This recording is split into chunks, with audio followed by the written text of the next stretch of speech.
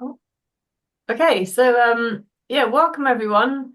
Happy New Year. Is it too late to say that again? Nice to see you all back. Hope you had a restful break and have now got all your marking done and are ready for semester two. We're really delighted today to invite Dr. Thomas Davies, who's going to talk to us about his work on I suppose widening participation goals is the focus of this. And I might just draw your attention to the next couple of sessions that we've got. So coming up on the 24th of February, which is a Monday, we've got a speed dating SOTL session, so Scholarship of Teaching and Learning session. That's hosted by Laura Stinson from Nottingham Trent University. The details are all on the website. And then really excited as well, we've got another speaker lined up from Pennsylvania, Professor Alison Cook Sather, who's done a lot on working with students as partners, I guess. And she's someone whose work I've read a lot of, so it'll be really exciting to hear her journey. She's going to talk to us about her experiences of being a kind of education focused researcher as well. So that's Monday, the 24th of March. Okay, but without further ado, let's hear from Tom, and I'm going to hand over to you. Thank you so much for volunteering to talk to us, Tom. Thanks, Louise. And thanks also, Katie, for organizing this and for having me. I'm really happy to be able to talk to you today. So today I'm going to talk about, like Louise said, a bit about some of the widening participation work that I've been doing in the department at the University of York over the last couple of years. And one of the things I'm mainly interested in at the moment is thinking about making sure that the support we provide students, like within departments or within schools, aligns with broader university widening participation goals. There's quite a move to have more students from widening participation backgrounds come to university, and I'm really interested in making sure that the support we provide for students matches that. Um, Evie, I've just got your microphone on. If you could mute that, please. Thank you. Okay, so I'm just going to give a brief outline of what I'm going to cover today. So I'm going to give a very brief academic background about myself, talk a little bit about my lived experience of the topic. I'm going to give a very brief summary of underrepresented student groups in the UK higher education, and also talk about university access and participation plans, which are a means to provide and encourage more students from broader backgrounds to come to university. I'm then going to share a study that I did in the department at York about the lived experience of working class students. And then I'm going to share some of the successes and failures that I've experienced associated with providing support for underrepresented groups at York. And that's hopefully going to take about an hour. And then we've got half an hour, hopefully. I might take a little bit longer, but we've got around about half an hour for discussion, reflection on, and getting you to think about the support for the good and the bad that exists in your own department, and to share a bit of good practice, because I'm sure there'll be people on the call here who have also done some cool, wonderful things for supporting students. So I'm originally from New Zealand, from Christchurch, and I did my undergraduate and master's there with this guy here, Kumar Yugoswaran, who was my dissertation supervisor for my undergraduate and also for my master's dissertation at the University of Canterbury. And um, I didn't really realize it at the time. It's only really like in retrospect and thinking about and reflecting on my own academic journey that I realized like what a profound influence Dr. Kumar Yugoswaran had on me. And what I think I could summarize it as, and I wouldn't have said this at the time, but I could summarize it that he really provided quite a transformative experience for me at university. So what I mean by that is I come from a working class background myself.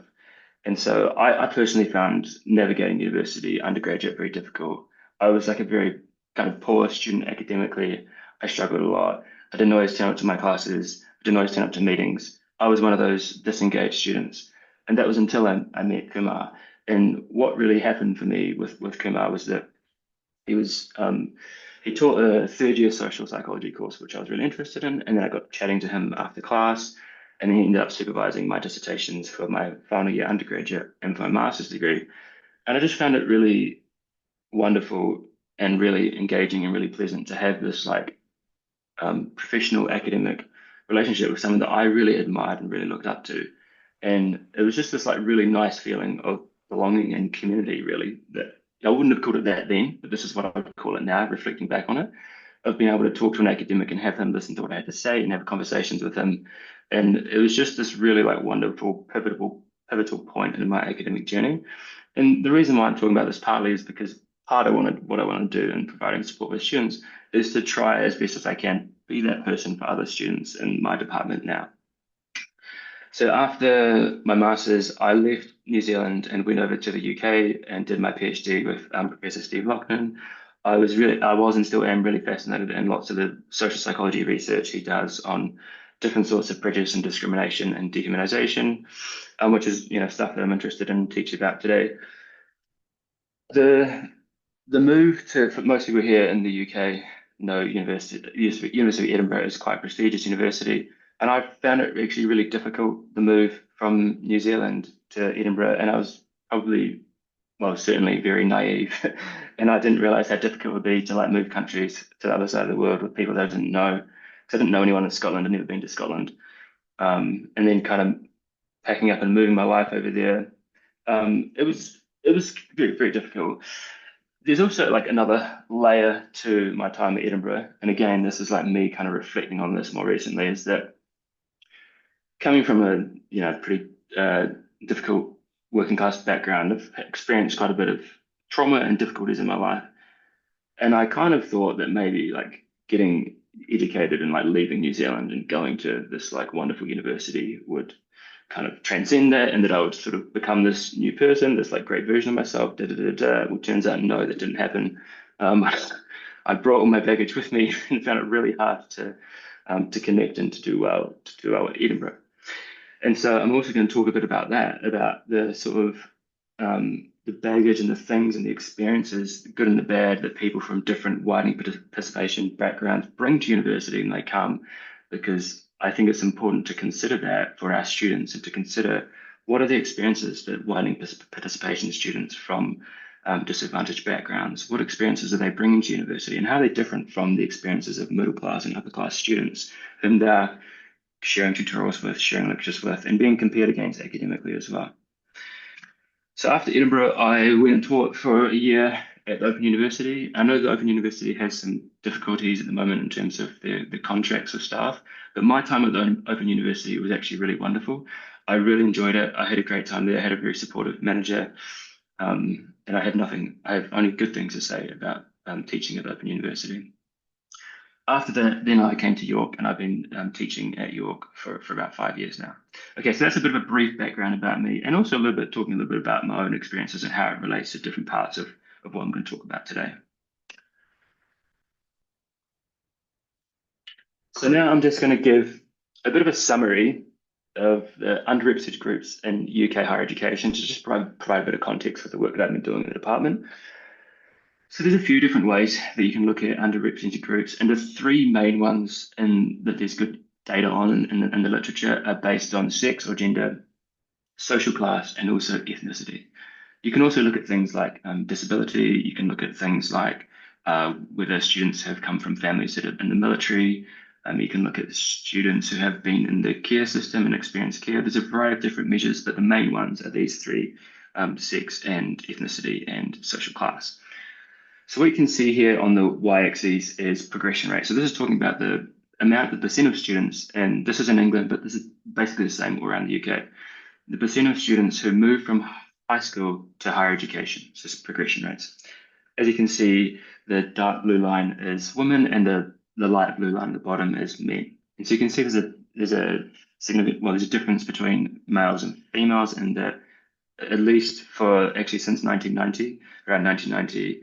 Women have had higher progression rates to higher education in the UK, and that gap has just grown steadily since 1990. And at the moment, as you can see on the graph, you've got about 40% of men in England go to higher education, and more than 50%, like around 53%, something like that, of women go to higher education. So if you go back to 1990, there's like a brief golden era in gender equality and progression to higher education in the UK, but it was only very temporary because before that, before 1990, men outperformed women in terms of progression to higher education, and males are more likely to attend university for all the years preceding that. So around 1990, it switched over, and then now you have more women going to university than men.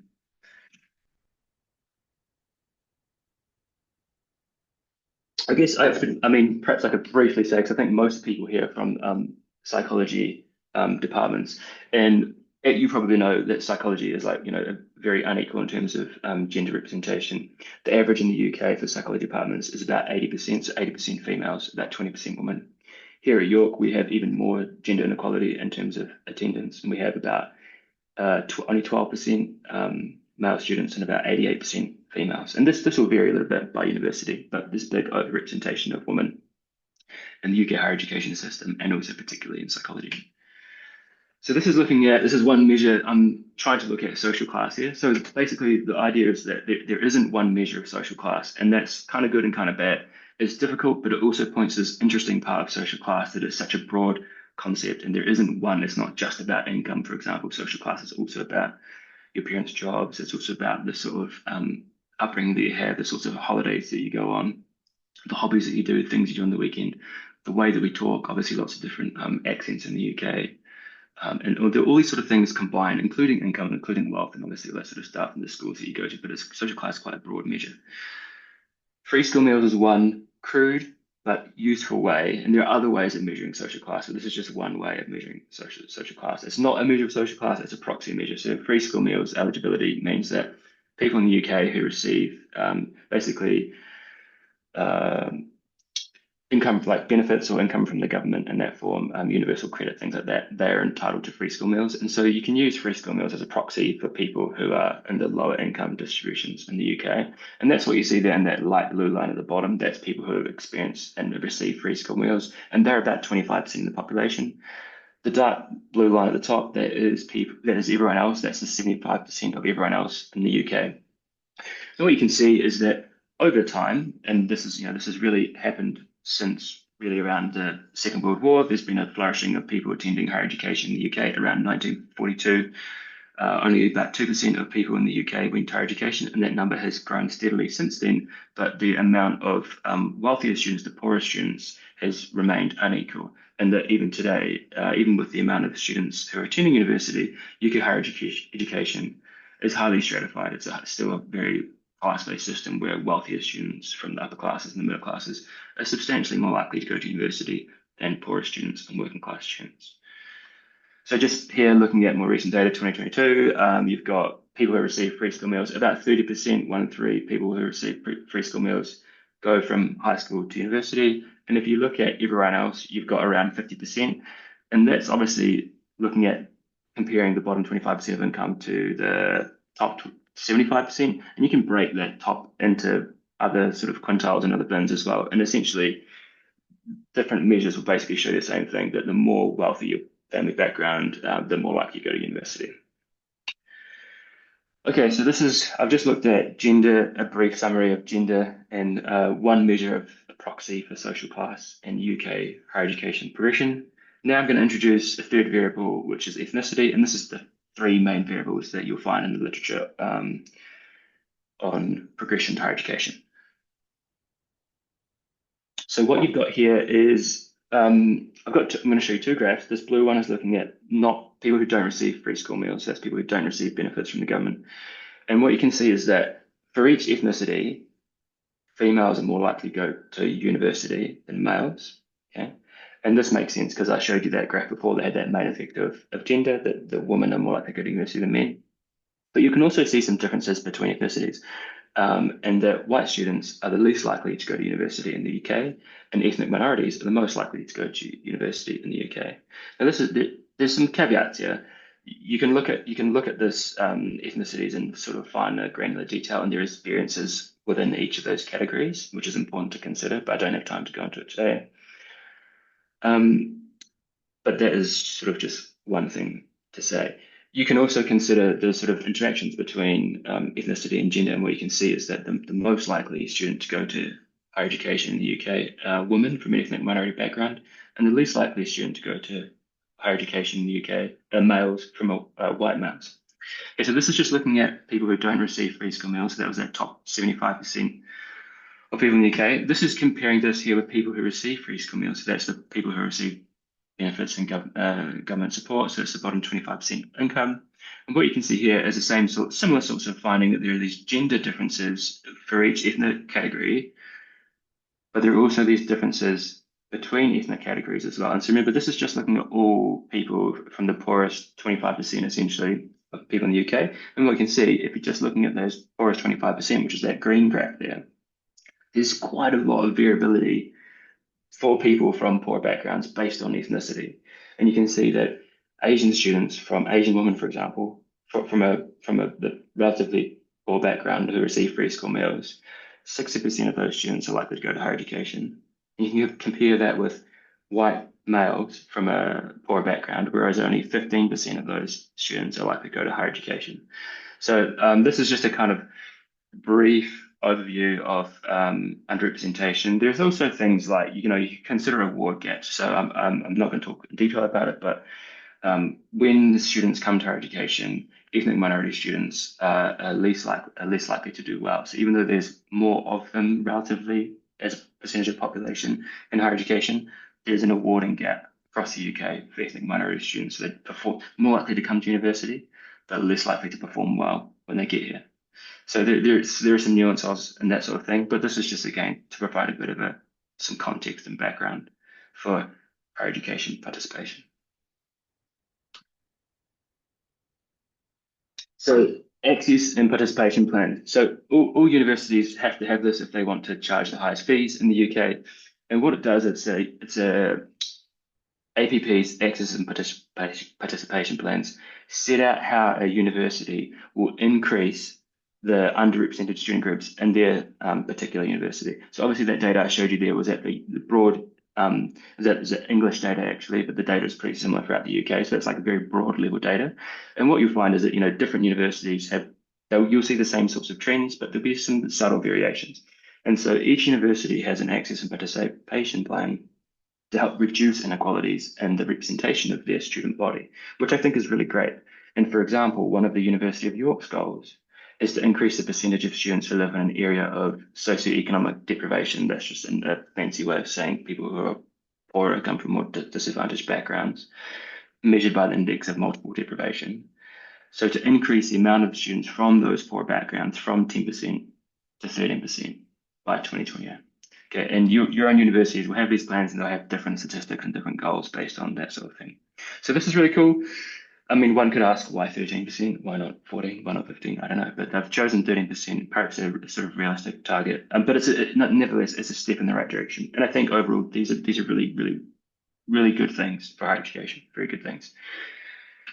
The only thing that I think is probably not as well considered is what happens when the students get here. That's all good and well to try and reduce inequality in the student body and to try and encourage more students from underrepresented backgrounds to come to university. This is really good. I'm one of those students who come from those underrepresented backgrounds, white working class male student. But there's a lot of, like I said, difficulties that those students face when they come to university. They struggle with feeling left out. They struggle with feeling like they fit in. They struggle academically. They're less likely to do well academically. They're usually less prepared for university. And they also have less support from their parents often because their parents, if those students are working class, typically that means their parents haven't gone to university. So they can't ask their parents for advice about how to write an academic essay because their parents have never written one. Again, it's not to criticize or to insult anyone from the working classes. Again, I come from the working classes. It's not meant to be a put down or anything like that. More just describing a reality. And again, I'm not judging or blaming the parents at all. It's not anything to do with that. It's more just talking about the student's reality. And so this cartoon that I've got on the right here, even though it's kind of crude, I think it actually gets to the heart of what I'm trying to talk about here. That wealthy students versus poor students and even middle class students, there's a vast difference in the experiences, for the good and the bad, that students have from different backgrounds in the UK and also around the world, but we're just talking about the UK. And they bring all that stuff with them to university. So like wealthy students bring that all the sort of the money that they've experienced, the education, the sort of social networks, the ease of moving through a middle class institution, the ability to speak to their parents about university because their parents have been through it. They bring all that with them. And poorer students like myself, when we come to university, we bring stuff, but it's not necessarily stuff that's as useful for university. Some of it is, and there's some wonderful students who perform really well from working class backgrounds. But typically, you're going to see an awarding gap. The students from working class backgrounds don't perform as well academically, and it's not really any surprise. So to find out a little bit more about this, I did a study with students in the department to talk about and think about and ask about their lived experience. And I asked a variety of social classes. So I wasn't just looking at working class students, I was actually asking the whole range of the classes in the department. So this was using about 270 students. So it's pretty much all of it's basically a massive chunk of first year and second year. So it's quite a representative sample of the department at York. And as part of a broader study, this is what a couple of questions I asked them. I said, we're interested to know more about your personal experiences of being a student at York. Ask them these two questions. How do you think your social class impacted your student experience or academic performance? And then a separate question, what could your department or university do to improve your student experience or academic performance? So it's important when you're doing a study like this to actually measure social class. So here, this is a little illustration of some sort of Victorian distinction between the social classes.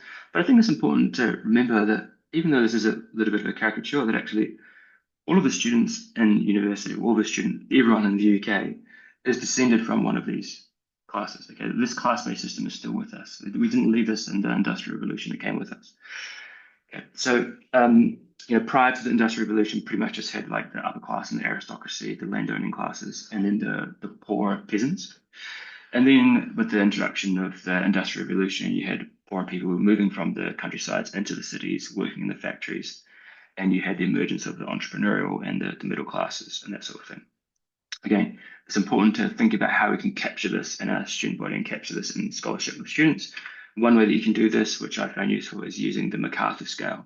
Okay, so this is a scale in which you ask people to place themselves from 1 to 10 on the ladder, and you tell them this accompanies the ladder. You say we're interested in where you feel your family stands in society relative to others. Think of the ladder below as representing where people stand. At the top of the ladder, people who are the best off, whose families have the most money, most education, and the best jobs. Where would you place your family on this ladder? Okay, so it's a subjective measure, but it correlates well with other measures of social class, social status, and that sort of thing. So this is a distribution of the results from my study. So we have, as you can see, an overrepresentation of wealthier students and an underrepresentation of poorer students. I checked this with the actual data from students in our department using different measures of social class that the university records. We actually have more wealthier students than this graph shows. So basically, a lot of people who are rating themselves as 6 or 7 are probably actually more likely 7, 8, and 9, but they're just either naive or humble. And so they're just sort of not quite accurate. But the general trend that we have more wealthier students and less working class students is accurate. Okay, so here I'm just going to sort of cover a few different examples of students down the social classes in the department here at York to give an insight into the student experience related to social class. So one student who, these are all different students I'm going to talk about, by the way. So one student who scored themselves 9 out of 10, so they see themselves as in the top wealth of everyone in the UK. So they see themselves as very wealthy, their families as very wealthy. So they say, I have access to all the technology and resources I need to be comfortable in my studies. And my past education has benefited me somewhat. Although my social class does not have much to do with my academic performance. So it's interesting, a little bit of naivety, a little bit of lack of understanding that actually that access to technology, access to good education is a part of social class. Okay, so there's a little bit of ignorance around social class of this participant. However, it's positively impacted my student experience by being able to live in good accommodation and being able to pay and join sports clubs. Okay, so this is the first one. So let's move on. So this was someone who scored themselves 8 out of 10. So they're still seeing themselves as very wealthy. Due to my family being quite high class, I got a very good private education, which I believe has given me more social and academic skills to utilize at university. So this was quite common for students in the department here at York who are wealthier students to say that were privately educated. They had personal tutors throughout high school helping them to get into university, had one-on-one support, which is just worlds apart from some of the other students, which I'll talk about their experience later on. I also quite like this one here because the student's participant is talking about both the social and the academic skills which they need at university, which is true. And so there are, and this is sort of alludes to and points to the idea of the hidden curriculum, the idea that because the university is this largely middle class institution, there are sort of things that go without saying, things that everyone just knows. There's certain rules and ways of speaking, questions that you can ask your supervisor, your lecturers, and that sort of thing. When can you ask them? How much is too much? What's not enough? This sort of like knowledge, or sociologists might call this like social capital, is much more prevalent and available to middle class and upper class students because the institution itself is a middle class institution. And students from a working class background, such as myself, I certainly didn't know all the workings and the ways and how to speak and what to speak and when to not speak, about what with whom.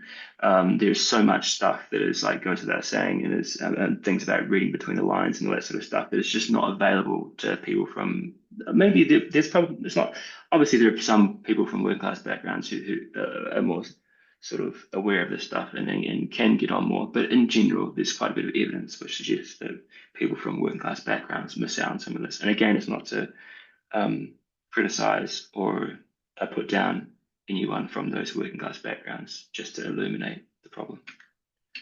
So this person here who scored themselves 7 out of 10 said, I do admit that I'm spoiled by my parents. Being an only child, my dad has a well-paid job. This means that I don't need to worry about finances and don't have to get a job. This gives me more downtime as well as more time to spend completing assignments. There's a little bit of like lightness to this. I can just imagine the sort of student writing this, and it's wonderful that we have students who have this sort of experience. It sounds like a really nice experience of university, but it's just worlds apart from the working class experience of students who have to work 10 to 20 hours a week alongside their studies, don't have as much money, don't have as much time to spend socializing, don't have as much time to spend in their assessments and that sort of thing. So this is this person who scored themselves 6 out of 10, still above average, and they said, I don't think my social class has impacted my experiences or academic performance. I feel like everyone has similar opportunity at the university. I think the individual themselves is the only person that can impact their achievements. Well, this is an idea that we like to call meritocracy, an idea that everyone gets to the position they are in society because of how hard they've worked, and is completely ignorant to and naive of the impact of the environment and upbringing on an individual. And so there's just this interesting thing whereby remember, this is a student apartment, and they're sitting with and talking to sometimes in tutorials, maybe around lectures and university accommodation. They're going to be meeting with and interacting with people from low ECS backgrounds. And one of these people, fortunately, articulated this quite well. And so what they said was, it was interesting meeting people from higher socioeconomic classes when I first came to university. It made me realize how unaware a lot of people are of other socioeconomic situations. I think this is just, says it very well. So someone who scored 3 out of 10, okay, so this is getting down towards the sort of working classes, has made it far harder to feel included as I have to work more to get money others are just given by their parents. And I struggle far more to make ends meet. It adds stress, takes away time meant for socializing and studying. Being poorer than most makes life a lot harder in university and oftentimes feel left out. I talked a little bit about the difficulties at the start of this talk. I talked a little bit about what are the difficulties that I've experienced, like doing this myself. And part of it is that some of this stuff hits me, and I feel a little even emotional now thinking about this because I obviously feel for the student, but it also takes me back to when I was a student. And so one of the difficulties of doing this work is that can be a lot of emotional labor involved in providing this sort of support for students. I think it's worthwhile. And I'm not complaining because I know that in society, typically women do more of their emotional labor, emotional work. So I'm not complaining about it. But I think that we need to recognize, and, I need to take time out sometimes after doing this sort of work to sort of kind of feel okay about things and get on with something else. It can be difficult, for example, if I'm talking to a student in a supervision meeting, and they're bringing up things like this, obviously I'm trying to do my best to help that student. But then it can hit me with some of memories of my own trauma. It can, if I'm getting some sort of I suffer from PTSD myself from experiences and trauma I've experienced in my life, and it can kind of bring that up. It's hard to like bring that up in the middle of a meeting when you know you've got 10 other students to meet straight afterwards. And so it's like it can be hard. So it's just if you're going to do this sort of work, to just be mindful about what you can kind of do and sort of thinking about boundaries and ways to sort of get yourself back to center. Okay, so another student then, I think this is the last one of this, they said, I feel far less confident in my work because I have nobody in my family or close to me that can put anything into perspective. None of them were educated past GCSEs. I'm far more determined to get the best grades because I refuse to be like my parents who struggled my entire life for the bare minimum. But when I speak to others whose parents are educated and supportive, it makes me insecure in my performance. And I feel like that last bit, when I speak to others whose parents are educated and supportive, is really important because it's not just about coming from, because there are like, obviously there's many working class families where the parents are absolutely loving and provide all of the emotional and support and nurture that anyone could ever ask for. There's, obviously that emotional maturity is well distributed throughout the social classes. But when you have both, when you hit with both, coming from that background and also having non-supportive parents, it can be very difficult. So next question, different question, asking students, what could your department or the university do to improve your student experience for academic performance? Actually, just briefly before I do say this, just another reminder to like an encouragement, if you can do this sort of scholarship and ask, students in your department about their experiences, which I recommend you do, is to measure social class. And if you're interested in other characteristics, measure those characteristics too. Because if I didn't measure social class and I just asked the department about what their student experience is and if they need more support in the department, because most students at York are wealthy middle class students, most students don't feel like they need much more support. But by measuring social class, you're able to actually like isolate and look at and be like, okay, let's look at the people who scored themselves 3, 2, or 1 on the scale, and let's see what they want. And when you do that, you're like, oh, okay, they do want more support. But if I didn't ask about their social class, I wouldn't know. So when you ask about the social class, you get things like this. Acknowledge that there are working class students that need extra support, especially in the psychology department. I don't think it's just in the psychology department, but this is what they've said. There isn't really anything extra for someone who's working class, like holding an extra optional academic skills class targeting these students might help. Another student said to do more study groups, maybe consisting of students from minority groups, so it doesn't feel like it's just me against the world. I feel like this is a pretty profound sort of feeling. And again, to just like contrast this feeling of feeling like it's me against the world with some of those wealthier students who are in the same department here at York who said that they just cruise through university. They have this like private education, one-on-one tutoring. Parents drop them off in a Land Rover. They can go home whenever they want. They don't have to work.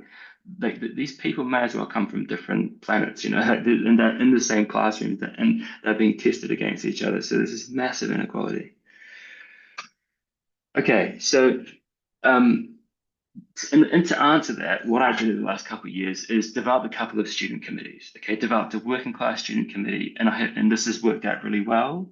And I tried to develop a male student committee, which has been an abysmal failure, and I've really struggled with it. and I'm going to ask if anyone's had any success in that. Okay, so the first one. So this is developing basically what these things I developed is student-led, co-developed community group committee.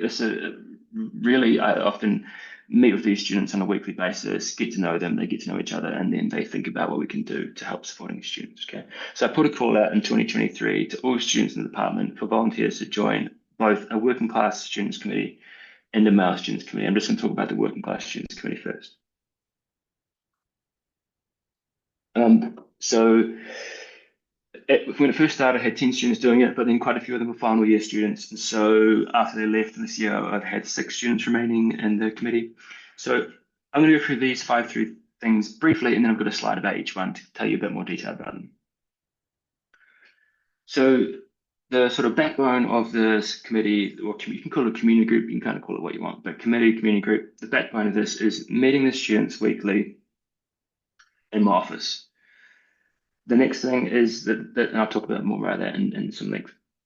The next thing I'm going to talk about is doing student panel discussion, getting the students from this community group to talk about their lived experience to the faculty and sharing that their experiences both of being in the student committee, but also of being working class at the university and sharing that with people throughout the faculty. So that was the second thing, which I'm going to talk about soon. The third thing is developing a website for student support for working class students in the department. That's an internal facing website. The fourth thing which we'll talk about is doing drop-in study group sessions in the department, which have been quite popular, been quite cool, had some nice feedback from them. And then a more recent thing is, which is not, it's just about online outreach with schools in deprived areas, which I'll talk a bit about that. So now I'm just going to go through, and I've got a slide for each of these. I'm just going to go through each of these in a bit more detail.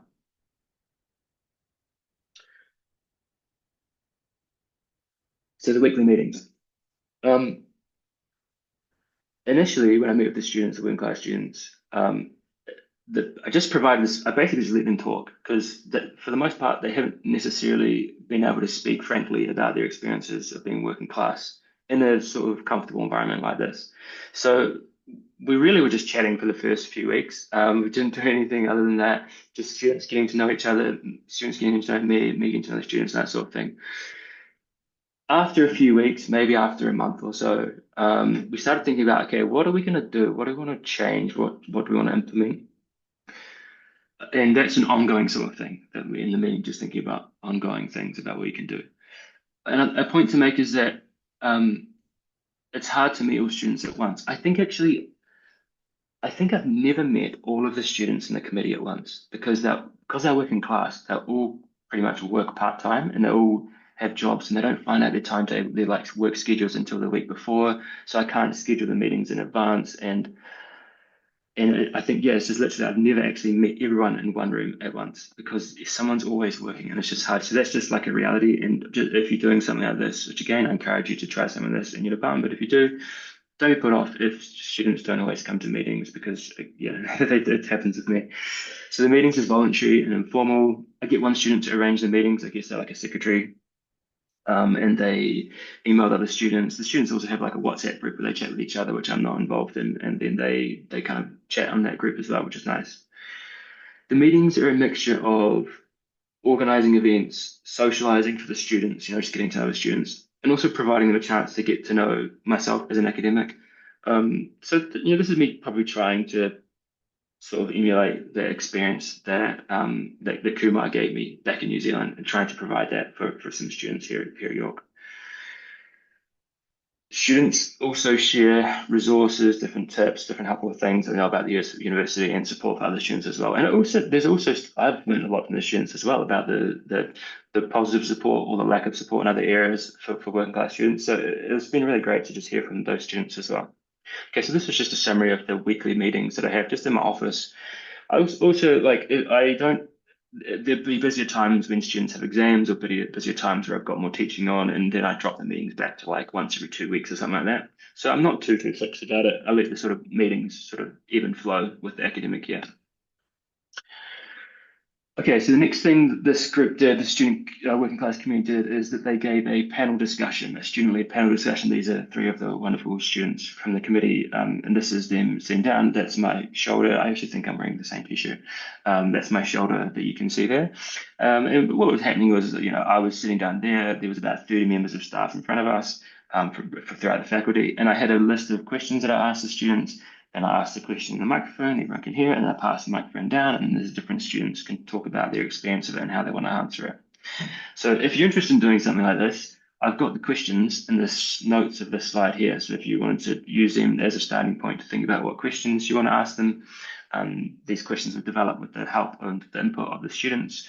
So kind of co-develop these questions. So if you want to just use that to get started, please just do that. Feel free to do that. And I'm sure we'll share these slides with the network, with the teaching network. So I practiced this like 3 times with the students beforehand to make sure that they were, well, first of all, to make sure the timing was right. So, because it was kind of a sort of complex sort of thing because they're all different, asking different questions, answering different questions. Some of them provide longer answers, some provide less answers. So it took about 3 times of running it through, rehearsing it to get the timing right. Okay, thanks, Katie. That is a good idea. I appreciate that.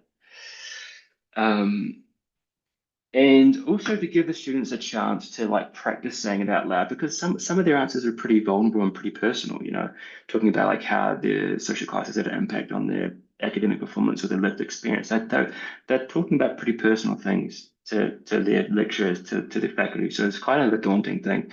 And practicing a few times with the students with a microphone, sitting down in a room, like doing a proper they gave them the time to practice them, and then they'll say something. They'll be like, "Oh, actually, I don't feel comfortable saying that to everyone." And I'm like, "Okay, sweet. Let's just try it again from the start, and we'll just figure out what you are comfortable with saying, and figure out what you do want to say." And so that practice was really useful. All right. So the next thing is making a website together. So this is just an internal facing website that I developed co-developed with the students. And this is just sort of the opening page. It's just a screenshot of the opening page. Welcome to the Psychology Working Class Committee's website. This committee is run by students that have come to university from a working class background and aims to create a space to help and support students. If you want to know more, they can email the students, that sort of thing. Um, Thanks, Helen, for that comment. The student panel sounds a really helpful activity. Yeah, the faculty teaching conference is good. I've had it every year since I've been here, and before that, I think as well, it is nice to do. And yeah, I'm definitely happy to talk a bit more about that, Helen, later on for sure. So this was, yeah, that's back to this website. So there's a bunch of different stuff on the website, ways that students can get involved. We have stuff about if different students want to request a certain sort of activity that the Wing Class Committee puts on. There's ways that students can get involved and join the committee. There's also things like advice. So we have like a support and advice page, for example, with a drop down. This is just a screenshot, but it's got a drop down menu with lots of different things in it. Things like, for example, what the students wish they knew in first year, providing support for more junior students, specific academic support. So a lot of this is like signposting for students to existing resources around the university. Again, with the mental health and wellbeing support, signposting to resources, employment, reminding students or telling students about different employment opportunities and different websites to find work, but also things like referring them to like the Alex Reed here, who's actually on the call, developed this like wonderful jobs board with like all those different opportunities for students, and this has been really popular by students, and it's really helped students gain either part-time work, internships, all lots of different sorts of stuff. So we signpost them to there.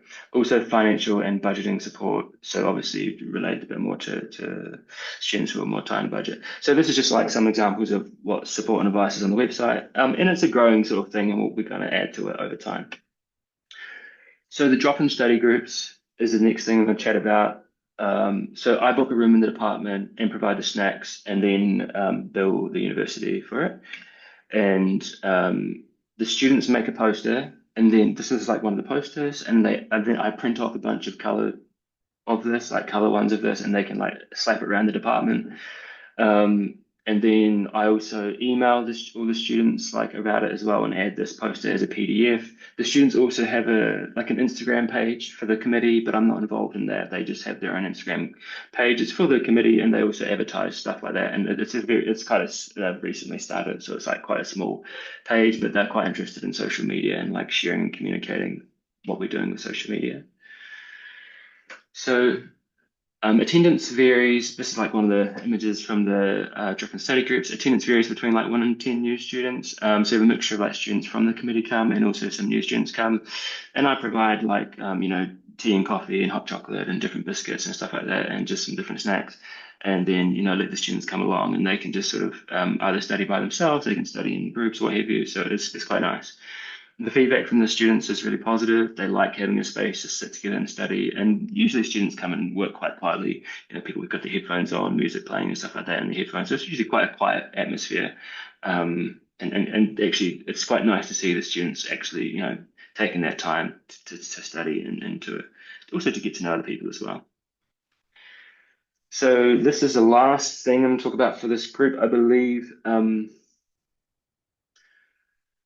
This is looking at online outreach events for schools in deprived areas. So this is something that the department, because I've got a new role in the department as organising some outreach events to encourage widening participation students.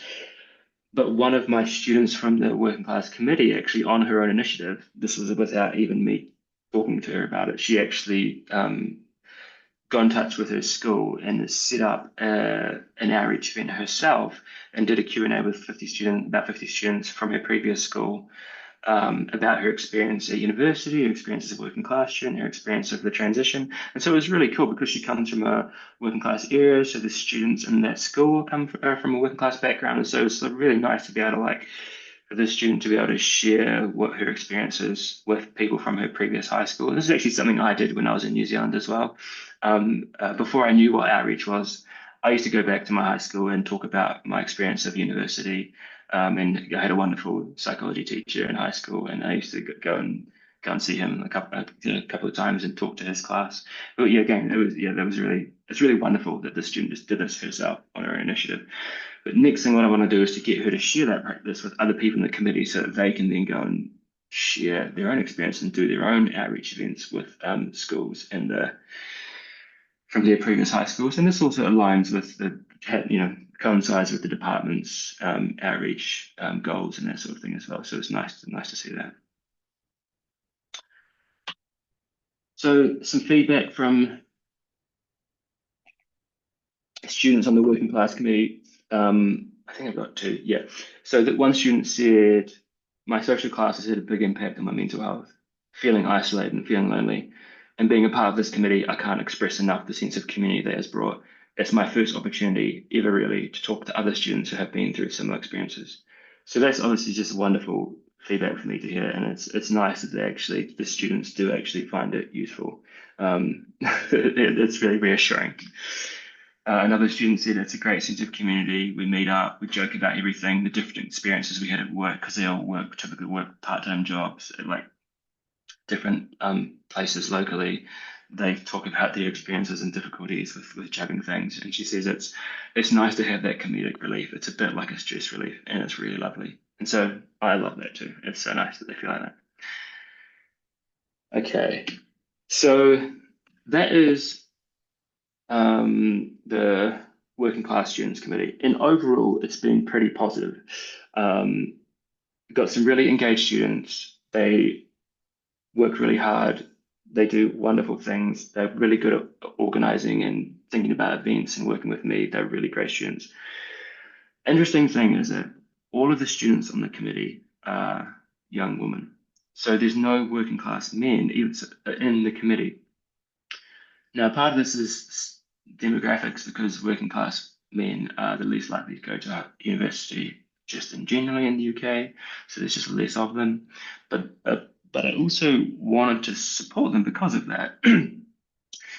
So there's no working class men in this group, which is just fine. The girls I work with are lovely and wonderful, but also I wanted to provide more support for male students, particularly because male students are so underrepresented in psychology and higher education. So in the UK, I said before at the start, on average in UK psychology departments, they're about 80% female and about 20% male. So all around the country, women are the vast majority of psychology courses. Again, York is even more unequal than that. We have about 12% male students. So they're massively underrepresented, and they represent a minority group in the department. So back in 2023, at the same time as that working class call, I put the same call out for a male students committee. I wrote it in the exact same way. I set it to the same groups of students. All the cohorts saw it. I wrote it in emails. I said it in lectures. But I only had a single response of only one male get back to me say he wanted to help out. And I've actually, even to this date, I've had no luck in men stepping forward in general to develop a male students committee. So there is no male students committee. It never happened. And I want to ask you about that. The reason I'm talking about this is that I think it's good to share our, yeah, thanks, Louise. And I genuinely want to know. And I think it's also good to share my failures. Not failures is a strong word. Share things that hasn't quite worked out because I don't just want to share practice that works well. I also want to share stuff that hasn't worked so well. Either maybe someone's got some tips for me, they can tell me oh, you can do this, and they can tweak it, and that'll work better. Or it might be that actually we're all experiencing the same thing, so we can kind of support each other. We can maybe not feel so bad about it and that sort of thing. But I think it's important, again, to just talk about the things that work well and don't work well. And the male student group, it didn't work. I do, however, support a variety of male students in like one-on-one conversations partly through department pastoral supervision and informal networks. Um, I'm sure some of you also have this experience of like, as a lecturer, there are certain students who come into your orbit and you have more interaction with them, more time with them. They might stay after class and chat more. They stay a little bit longer in supervision meetings, and they want some sort of connection, which is really great. And again, this is to come back to that start. This is the part. This is the thing that I found really transformative with Kumar in New Zealand, with my supervisor in New Zealand, was having these like one-on-one conversations where the person at that time, Kumar, but I guess now me, provides time and attention for that student, and it was really rewarding for me. And so, I mean, this is a question I don't actually know. I wonder if I'll phrase it as a question. Is there a difference in how men and women want support in the department? I don't know. I genuinely don't know. Um, it'd be wonderful to hear of any other people's experiences of this. So one approach that we've thought of is to run a male students focus group and just like go and specifically ask students. And I think of maybe half a dozen or 10 or so like male students who I frequently interact with and say like, hey, look, I need your help. I'm going to ask you, do me a favor, come and join this focus group. I want to hear what's happening with male students, okay? Because asking them to join it themselves, like at a cohort level, like sending out blanket emails, just did not work for me. So it might have to do a more targeted, personalized approach for the male students. It could be actually that maybe providing support that male students can access in their own time, such as information on a website, or perhaps even doing like an online study about the experiences of different genders in the department. Because it actually dawned on me that when I was preparing this presentation that I could have probably just done one of those studies for male students that I did for working class students, but honestly, it didn't occur to me until preparing this presentation. So that is probably something I'm going to do, is to just, whack a study together and put it on Sonar and just ask about people's experiences based on their gender. That's one way. Yeah. So that actually brings me in good time to the end of my main part of the presentation. And so I'm very happy to answer any questions. I'm happy to have a look over at the chat if anyone has any questions or comments. I've got a few other questions for you to stimulate discussion later on, but just for now, does anyone have any questions or comments about that presentation?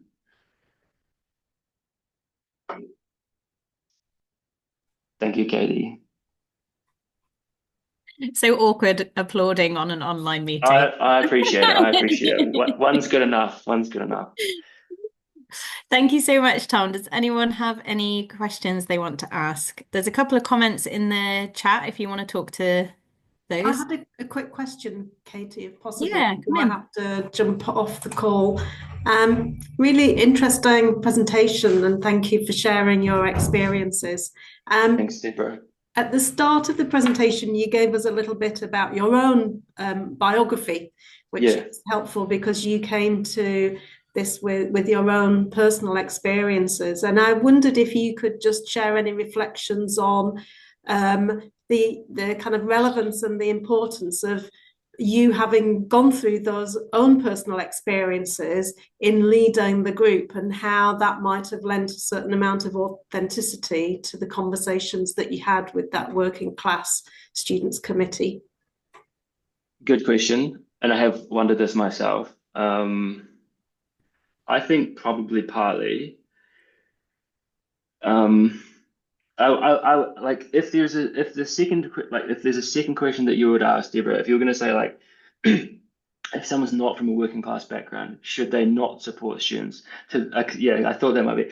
I would say no. You can still like more. Any support is better than none, I think. And it's not that you have to have lived experience of something to support students. That's my personal view. Does it help? Probably for some things, I'd say probably. But like if there's people who haven't had a working class background and want to support working class students, that's wonderful. That's amazing. And I think that's just positive. That what might happen is that there might be other student staff who you weren't aware of who are working class, who kind of you connect with and talk to, and then maybe who knows what sort of collaboration could happen. But yeah, that's maybe how I'd answer that, Deborah. If that's okay. Okay, thank you, Tom. Patrick. Hello, good afternoon to everybody. My name is Patrick Hilton. I'm from the University of Lincoln. I don't think I've met anybody before. And I just got told about this talk about last night, so I thought I'll drop in and be nosy. So thank you for that. Well, thanks for coming. Yeah. Please do send me your PowerPoints, because I love those questions, to maybe ask those questions to my students. That'd be great. Absolutely. Just a few observations. I wonder, firstly, when you talked about you've had this men's group and you're not been able to get anybody to attend these men groups. Yeah. Yeah.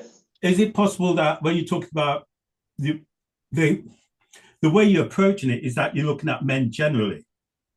Well, isn't the issue not about men generally? Isn't the issue here, as you pointed out, seem to be about a particular, well, the people that aren't coming to universities, or the people that are struggling to get to university or whatever, seem to be particular sorts of men. Yeah, yeah. And generally, they like to, I mean, the media likes to talk about it being about white men, but no, what it is about working class men. Yeah. So in order to do that, don't you have to actually, instead of putting out this thing for men generally, as a men group, a male group, which it should be a men group, shouldn't you then actually be much more intersectional by saying I'm targeting working class men? I mean, brilliant question. The short answer is that I talked to the department management about this like 4 years ago, and they strongly suggested me not to do that. So I was like put off doing that from department management. Yeah, and that brings me to the next question, because, you know, and because of course, you know, there's one thing to be working with the students in one way, but that working with the students can also fall into chat that we're getting the students to be more like what is expected of universities. So stop being working class and become more middle class. And then rather than, you know, saying, okay, we're getting students in here, shouldn't the university be appreciating the things the students bring to us, which is this working class mentality, which has lots of things going for it. And that's why, you know, one of the things you just pointed out, you know, 4 years ago, you pointed out you wanted to do targeted working class men, but the university didn't want you to do that. And therefore, one of the challenges we need to do is actually to challenge the university structures that are telling us that these things aren't appropriate. Why isn't that appropriate? Yeah. So there's, you know, there's lots of complications going on here. So it's just, I haven't got any answers, mind you. No, I mean, I think you're speaking to a very sophisticated point, which I also don't have the answer to. But I hear what you're saying, and I agree. And there is this, I mean, I even like think about if I reflect on my own self, it's like, oh, I don't even know, because there's like you say, there's pros and cons to the different social classes, right? It's not all good and all bad. Maybe I should say I don't know. I just actually don't know. Well, me and you like, mate. Me and you like. I think the thing is that when it's good to not know what we don't know. That's a starting point. Yeah, true. Yeah, very true. No, thank you, Patrick. Thanks very much for coming. And definitely, if you're on can we add Patrick to the mailing list so that he can get the slides when we send them out? Is that okay, Patrick? Oh, that'd be great. That'd be great. I've got this community psychology module that I'm doing, and one of the things I do is I'm going to get students to do projects. At the moment, just looking internally in the university, the community sense, and one of the things I'm going to get them to look at is social class. You're going to be doing a project. So some of your ideas, I'm going to be directing them to, and be warned, some of them may email you. Oh man, I'm very happy for that. Well, that'd be great. So thank you very much for the talk. I'm gonna have to go because I've got another meeting in present time. But stay in contact. It'd be nice to talk to you again about this, and we'll get together and think about these questions that we can't answer. Yeah, it's always good. I would love that. Thank you, Patrick. Take care, everybody, and nice to meet everybody. Hopefully, invite me again. Well, I'll gate crash again if I can. Please do. Take care. Yeah, bye. But Thanks, Patrick. Everyone's always welcome, by the way. Nobody's gate crashing. Yeah. Thanks for saying that. Evie, did you have a question? I just wondered, sorry if I missed it, Tom, and thank you for the very interesting talk. Were the students you worked with, were they postgraduate or undergraduate? They were all undergraduate. They were all undergraduate. Okay. And I just wanted to share that something that we've done we did this year, trying to support students, was a talk on imposter syndrome. And we found that students found that very interesting and engaging. And something that I've personally experienced is that very often students make assumptions about stuff. And I was trying to support a student recently who is evicted from wherever they live, and they are fighting the council. So I was encouraging her to think about her personal mental health, because she's like representing 150 families and things. And I said, you need to take care of yourself and start being a bit more selfish, and taking care. And I found her response a little bit rude, but she said, you don't know anything, you are privileged. And, so I think that, and I am not, I have gone through my own things, but obviously students make the assumption that because they see a white academic, that they are privileged or are always having things easy and stuff like that. So and then it's difficult because you can't just stand up and tell everyone your personal story in order to relate or empathize and everything. So I feel that students at some point make assumptions as well. Yeah. And that's not very helpful. So I'm not sure if you've found ways of bridging these gaps or suggestions, but just some comments. That's a great question. And the way I have thought about it, and the way I do it is basically because I teach at all our years of undergraduate, first year, second year, and third year, I'd kind of drip feed little bits of personal anecdotes in my lectures. So if I'm talking about something about social class, or a little study about something to do with social class, even remotely related to social class, I'll kind of whack it in there. I was like, and I come from working class background, by the way. And I was the first, my parents didn't, actually my mum went to university at the same time I did. So I didn't have that access to that knowledge and that sort of stuff. I just kind of include it anecdotally into lectures, just the way I do it. Does anyone else have any other or different or better ways, Alex? So that was a really fantastic talk. Thank you. Can everyone hear me on the mic? Sorry. Yeah, great. Thanks, Alex. So I'm in the process of disseminating some of my own work dealing with imposter syndrome, something I have had, and I pay a lot of attention. We ran some surveys talking to sort of widening participation alumni, and we connected them with our students. And during that sort of process, I was reflecting on sort of what we do and how I would approach things. And I think a big thing for me is that balance of professionalism and not necessarily having to reveal too much of yourself comes from a place of discussing challenges and what setbacks as well as failures. So I don't know a single academic in our department who hasn't had some form of rejection or hit knockback, and students don't necessarily see any of that because we don't necessarily put it at the forefront of what we talk about. We're supposed to hypothetically work in a meritocracy, so everyone's successes are very much put at the forefront, which is fantastic and I think really important.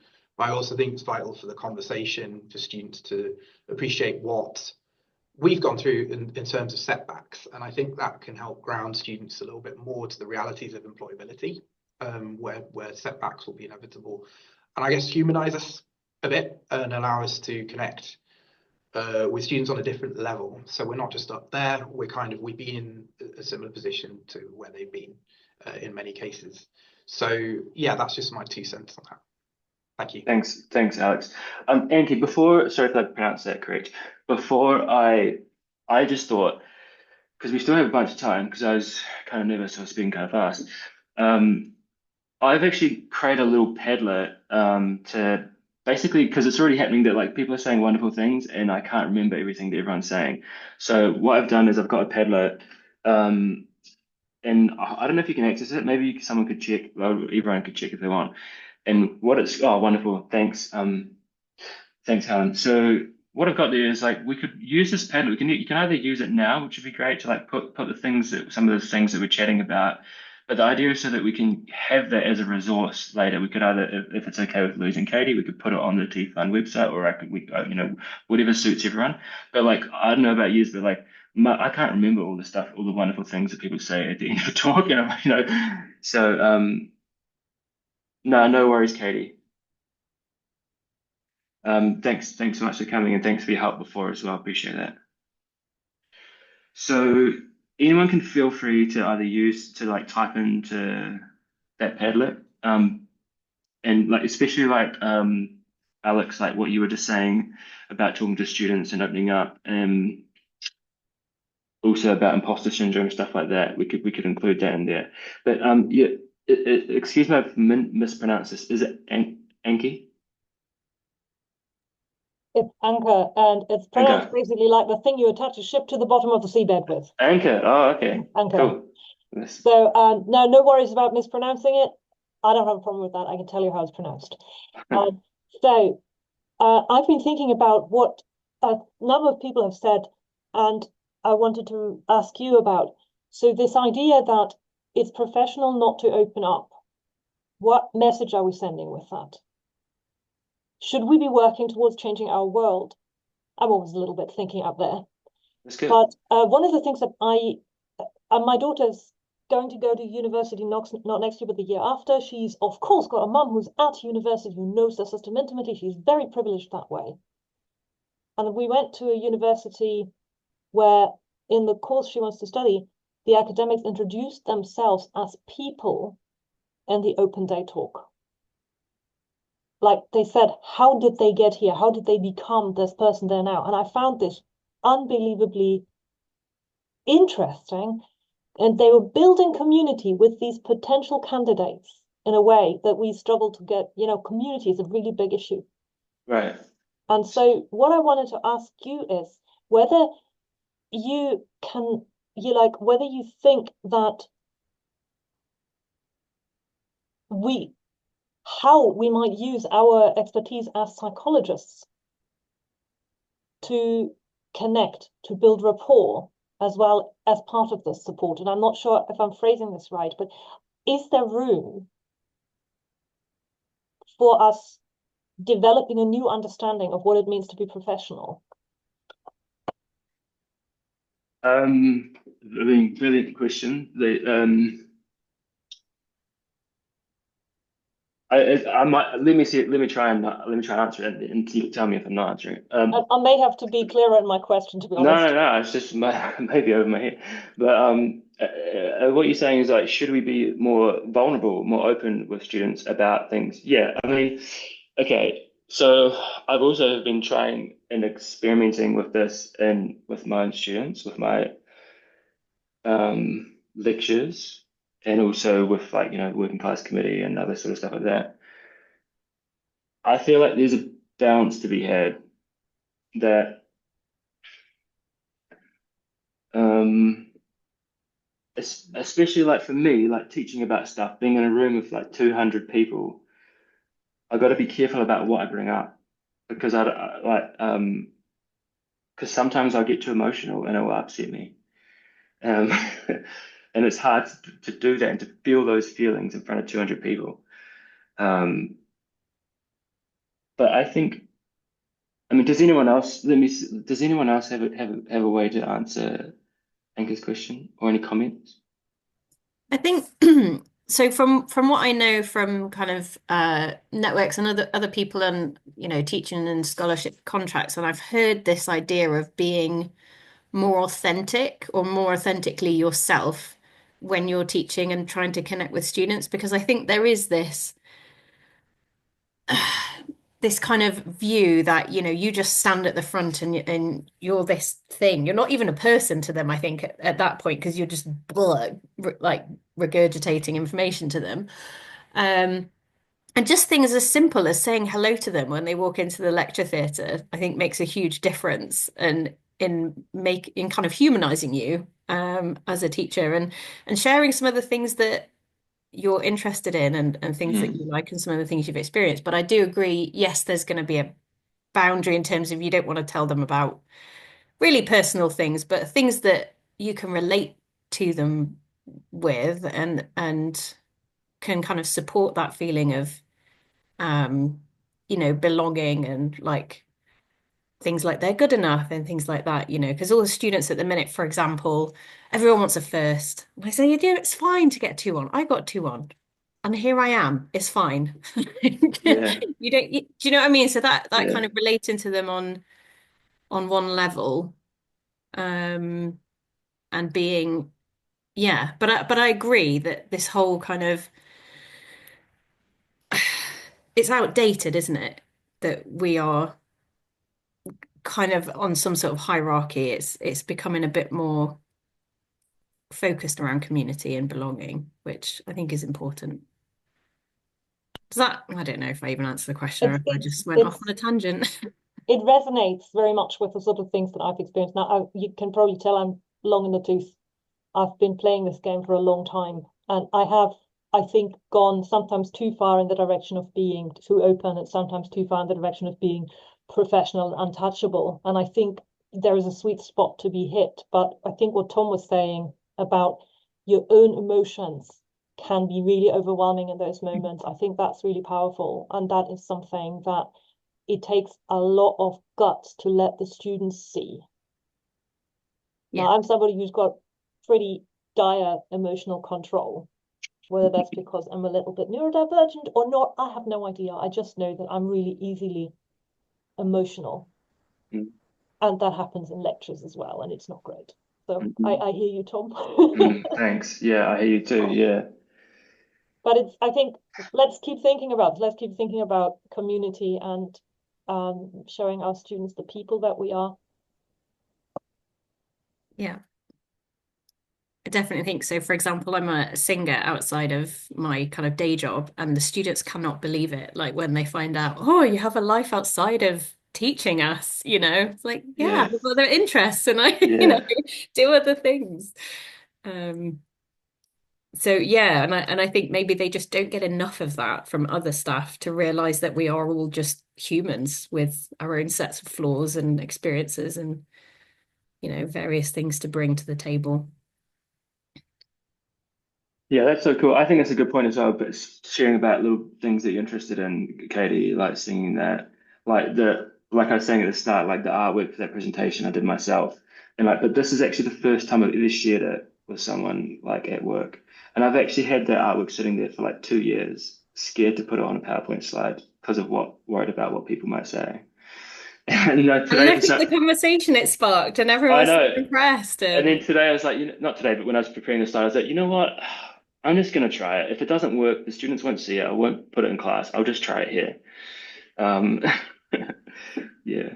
I love that you did that. And it's good for students to recognize that you're a well-rounded individual who is interested in things other than work. Because I think I was always kind of trained.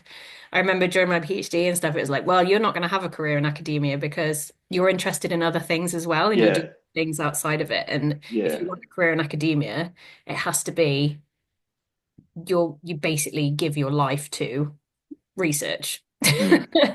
So yeah, I think it's time we change that narrative. I think that sometimes it may be one student at a time, and I consider that still a success, even if it's not a huge thing. Like I'm doing art classes, just not because I'm good, but just because it's 1 hour a week that it's mine. Nice. And I'm not a mom, a wife, lecturer and everything. Yeah. So I did have a student who was very vulnerable, and I was trying to support them. So I met them every week, and I was just showing her every week what I did in my art class. So I said, I'll share one thing with you, then you share one thing with me. I was suggesting that you may want to try meditation. The university had the 10 minutes program, so I offered to do it with her. So I said, let's try it for a month and see if it helps me and you. And maybe I wouldn't have done it if it was just myself, but I just wanted to sort of, I don't know, lead by example or just show that, let's see what we think about it and whether we would suggest to others, and I'll suggest to staff and you'll suggest to students. Sometimes you don't need to necessarily be vulnerable, but just be willing to relate or, say, I'm here, I hear you. And yeah, I think. But I feel that the students remember. I mean, it was very fun in the graduation ceremonies a few months ago. Some parents came and told me that they remembered the offer holders talk I gave 3 years back, and they were saying, I know my daughter we felt safe in your hands, and that's why she came. So it was very nice. I mean, very reassuring. That sometimes what they are looking for is, will their children be cared for, or will they feel safe, and do they feel they are approachable, the staff, rather than how many publications and how many refs you've got. So yeah, that's a thing.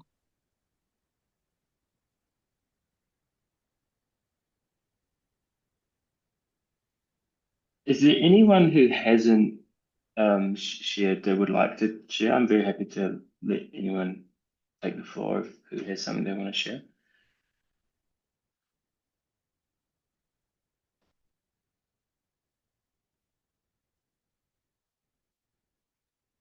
I'll just share kind of some thoughts about how you can use this to support others in this area. And I know we've kind of mentioned it in the chat, but I just sort of wanted to highlight that the National Teaching Repository is a great place to put resources like this. So in terms of you creating your group and the resources for, say, running the student panel in your teaching conference, there'll be brilliant things that you can put on the National Teaching Repository. Other people can use them and access them. And also you can also see what impact you're having in terms of supporting your career by you get to see the number of views, the number of downloads that your document has had. So it's a really nice way of supporting others and also helping you to demonstrate impact through your teaching work. Yeah. Yeah, thanks for that, Louise. I also am kind of new to that, and think it would be a cool thing to do. Yeah. Alex, as you mentioned, he's actually got a lot of stuff to share. He's got a lot of great stuff to share with people, which would be wonderful. Yeah, thank you so much for mentioning that, by the way. I didn't know about it. So I'm literally gonna, right after this, I'm gonna upload bulk upload a whole load of stuff. Excellent. Yeah, do so. Yeah, it's really good. It's really good because you can track, how many people are downloading it and things like that. And when it comes to, promotion paperwork and things like that, you can say, how many people you've influenced with your work, which is hard to do on the scholarship route. But there are ways and means, yeah. Amazing. So shall we round up? I think Louise wanted to just make a quick. Yeah, so Katie and myself, obviously we've got this group up and running, but we would really appreciate some support in planning events and doing kind of some of the admin around it, really. And we want to offer anyone who's a member of TFun to have the chance to join us and form a small committee for organising TFun. So I'm going to send an email around later today with details of how you could just apply very simply by telling us how you can help us and how this role can also help you in your teaching focused kind of career pathway. So we'll send around that later if you're interested in joining us. We'd love to have a few more hands to help with the workload. Yeah. I think because obviously this is only our second event. Can't believe it. It feels like we've been working on this for so long. It's over a year in the making. Yeah.